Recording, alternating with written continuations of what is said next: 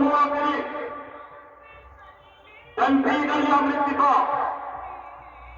اعتبارا من الان ولغايه الساعه 6 من صباح يوم السبت،